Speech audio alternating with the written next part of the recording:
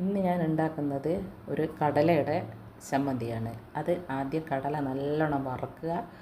വറുത്ത് അതിൻ്റെ തൊലിയൊക്കെ കളഞ്ഞ് മിക്സി ജാറിലിട്ട് നല്ലോണം പൊടിച്ചെടുക്കുക.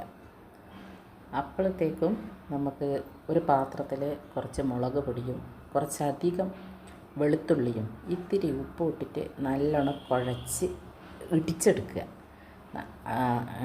അത് നല്ലോണം ചേരണം.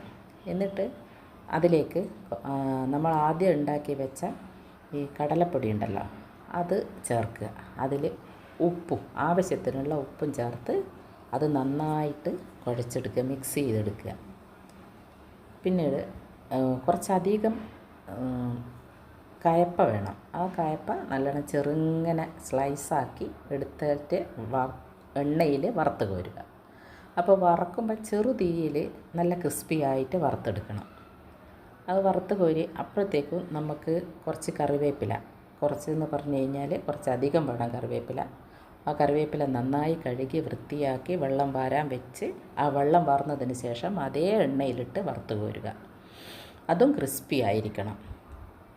എന്നിട്ട് ഇതെല്ലാം കൂടി ഒപ്പരട്ട് നല്ലോണം ഒന്ന് കുഴച്ചെടുക്കുക. അതിലേക്ക് നമ്മൾ എന്ത് ചെയ്യണം? ആദ്യം കുഴച്ച് വെച്ച ആ കടലപ്പൊടിയുടെ കൂട്ടുണ്ടായിരുന്നല്ലോ, ആ പൊടിയും കൂടി ഇതിലേക്കിട്ട് നല്ലവണ്ണം ഞെരടി എടുക്കുക.